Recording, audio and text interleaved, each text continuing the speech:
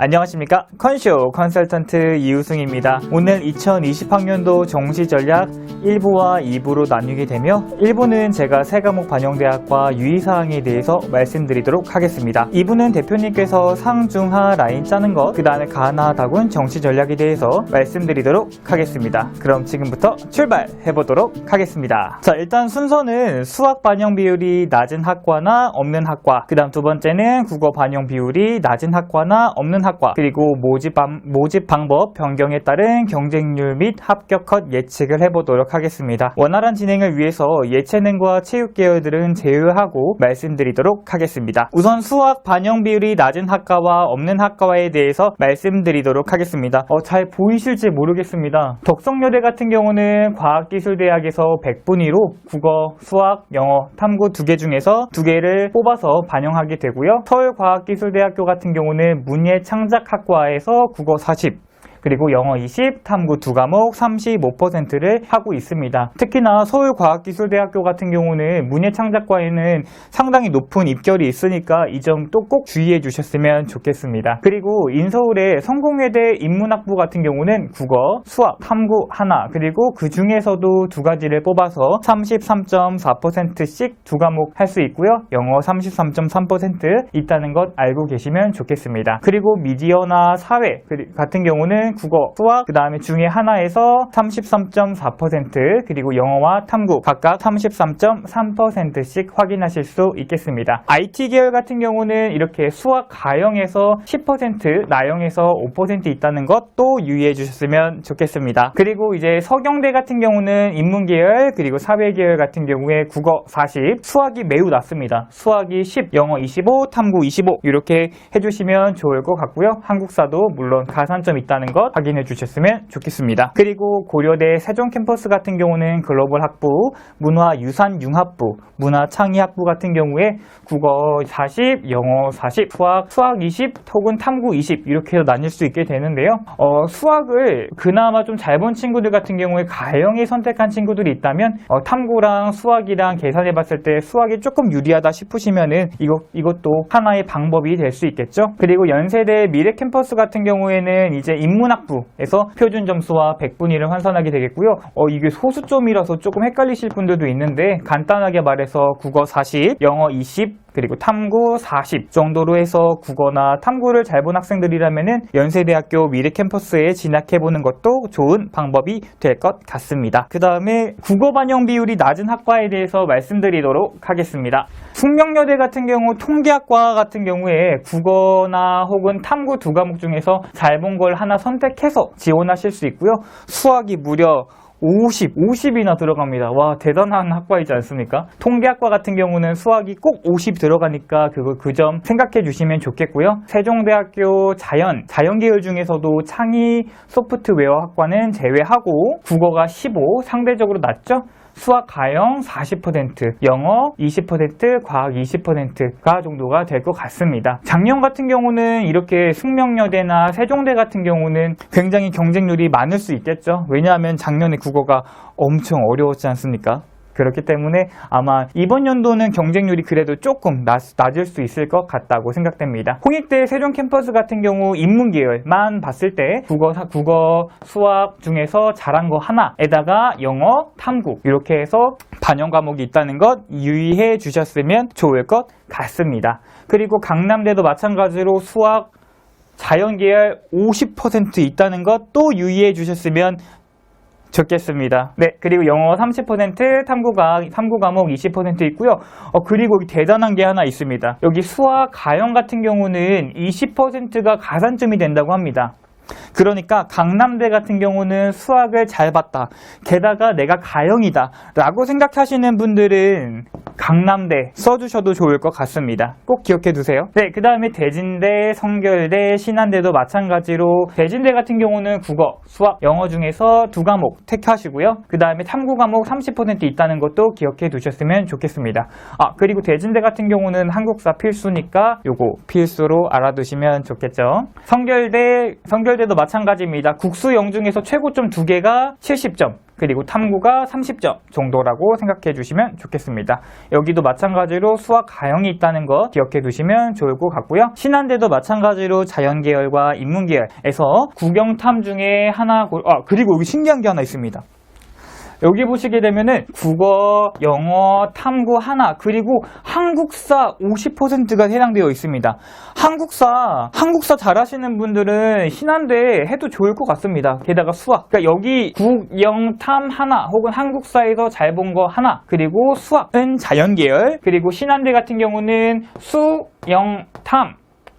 인문계 같은 경우는 이제 한국사 중에서 국어를 50개 보시고요. 그 다음에 수학, 영어, 탐구, 한국사에서 50점 받으시면 좋은 신한대학교에 진학할 수 있지 않을까라고 생각을 하고 있습니다. 작년 같은 경우는 국어가 너무 어려웠기 때문에 이런 대학교의 경쟁률들이 매우 높아질 수 있을 것 같습니다. 근데 이번 연도에는 그나마 또 국어가 괜찮기 때문에 국어 반영 비율이 낮은 학과 같은 경우는 경쟁률이 조금 낮아질 수 있다는 것 유의해 주셨으면 좋겠고요.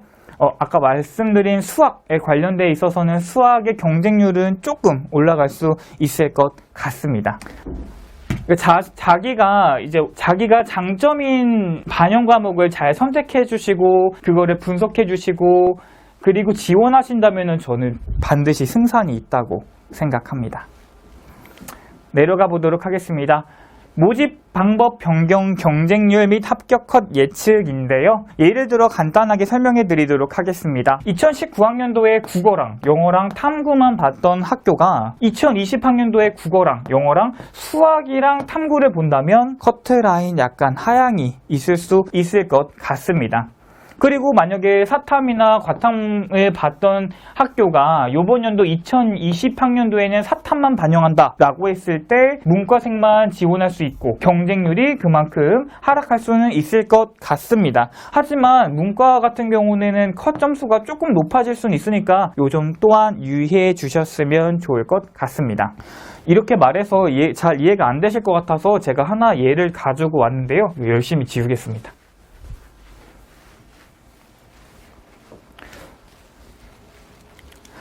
36대 같은 경우에 예를 한번 들어드리도록 할 거입니다.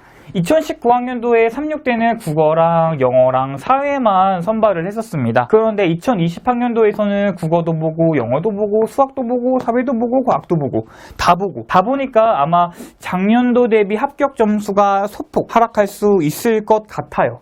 그런데 작년보다는 수능 난이도가 조금 더 올라갔지 않습니까? 수능 난이도가 조금 더 이제 내려갔지 않습니까? 그렇기 때문에 제가 생각했을 때 36대 점수 작년 비해서는 합격 점수가 하락은 할 수는 있을 것 같아요. 그런데 그렇게 많이 하락하지는 않을 것 같습니다. 그리고 유의사항에 대해서 간략하게 말씀드리도록 하겠습니다. 경기대 같은 경우는 정시로 농어촌 외에 그리고 기회균형 학생들을 수능 80 그리고 교과 20 이렇게 선발했었는데요. 이번 연도에는 농어촌도 그렇고 기회균형도 그렇고 수능 100%라는 것 이 점 또한 유의해 주셨으면 좋겠습니다. 네, 여기 채팅창이 자꾸 보여가지고 눈이 자꾸 글로 갔네요. 네, 이렇게 해서 이제 경기대 할 때 우리 농어촌 친구들 매우 중요하잖아요. 그리고 이제 기회균형도 어찌됐든 하나의 전형이지 않습니까? 그래가지고 저는 이런 부분도 충분히 정시 결과에 영향을 미칠 수 있다고 생각합니다. 꼭 기억해 주셨으면 좋겠습니다. 네, 그리고 건국대 같은 경우는 공과대학 학부제가 약간 개편이 되었습니다. 그렇기 때문에 이제 사회환경공학부와 기술융합공학부가 합쳐져서 사회환경공학부가 되었고요. 기계공학부와 항공우주시스템공학부가 합쳐져서 기계항공공학부가 되었습니다. 그리고 소프트웨어학과와 컴퓨터공학부가 합쳐져서 컴퓨터공학부가 되었는데요. 제가 작년 등급 컷을 이렇게 가지고 와봤습니다. 그러면 이제 학부모님들께서 이 사회환경공학부, 기계항공공학부, 컴퓨터공학부, 그래서 몇 점 정도가 합격할 수 있는데 라고 물어보실 수 있을 거라 판단합니다. 그렇게 제가 봤을 때는 이 사회환경공학부가 90.4 3이었지 않습니까? 거기서 이제 플러스 1점, 마이너스 1점, 한 요 정도라고 생각하시면 좋을 것 같아요. 이렇게 보통 합쳐지는 학과 같은 경우는 높은 학과를 기준으로 플러스 1점, 마이너스 1점 이런 식으로 하는 게 안정지원이라고 할 수 있을 것 같습니다. 게다가 이제 이번 연도는 사회환경공학부, 기계항공 이런 것들이 다 모집 인원이 약간씩 증가했기 때문에 그 점 또한 유의해서 지원해 주셨으면 좋을 것 같습니다. 네, 그리고 서강대 같은 경우는 정시 일반 전형 학교생활기록부 반영이 폐지되었고요. 연세대 의예, 성균관대 의예, 고려대 간호학과 같은 경우는 인적성 면접 도입된다는 것 기억해 두셨으면 좋겠습니다. 아무래도 사람의 생명을 다루고 매우 중요한 학과이기 때문에 인적성 또한, 인성 또한 중요하다고 할 수 있겠죠. 물론 우리 아이들은 다 착하지만요. 맞죠? 네, 그 다음에 동국대입니다. 동국대 같은 경우는 법과 광고홍보학과, 경영학과, 영어영문학부, 컴퓨터공학부, 화공생명학부, 화공생물학부 이런 것들이 가군에서 나군으로 이동하였습니다. 저번에 대표님께서 말씀해 주셨죠? 가군에서 나군으로 들어갈 때 경쟁률이 어떻게 변하고 합격 성적이 어떻게 변했는지도 말씀해 주셨을 겁니다. 오늘도 합니다. 그리고 중어중문학부, 경제학과, 생명과학부, 융합에너지 신소재 학과 같은 경우는 나군에서 또 가군으로 이동하였습니다. 보통 이렇게 가군, 나군에서 다군 이렇게 군이 바뀌는 것 같은 경우는 보통 인기 학과가 보통 그렇습니다. 비인기 학과 같은 경우는 그러는 경우는 많이 없고요. 군이 바뀌었다는 것은 여기가 인기가 있다. 그래서 경쟁률이 아마 많을 거다라고 예상하고 아마도 이제 동국대 쪽에서 이렇게 바뀌었을 겁니다. 상중하 라인 짜실 때 어머니, 아버지 그리고 우리 아가들 상중하 라인 짜실 때 이런 것들도 생각해 보시고 짜시면 좋을 것 같아요. 그리고 이제 가나다군 형성할 때도 이제 뭐 저번에 말씀드렸다시피 서울대가 가군이면은 연대가 뭐 나군, 고대가 그리고 뭐 중앙대가 다군에 있다. 이런 식으로 군별로 상중하 라인을 짜는 게 매우 중요하다고 할 수 있을 것 같습니다. 여기가 카메라군요. 네. 네, 그렇게 해서 제가 지금 준비한 자료는 여기까지고요. 대표님께서 가군, 나군, 다군에 대한 이제 전반적인 이해와 그 다음에 정시 전략을 어떻게 짤지 모집별로 그리고 대표님께서 마지막에 이제 정말 성적표를 가지고 분석해보는 방법을 말씀해 드릴 겁니다. 컨설턴트 이우승 여기까지 하도록 하겠습니다. 시청해 주셔서 대단히 감사합니다. 감사합니다.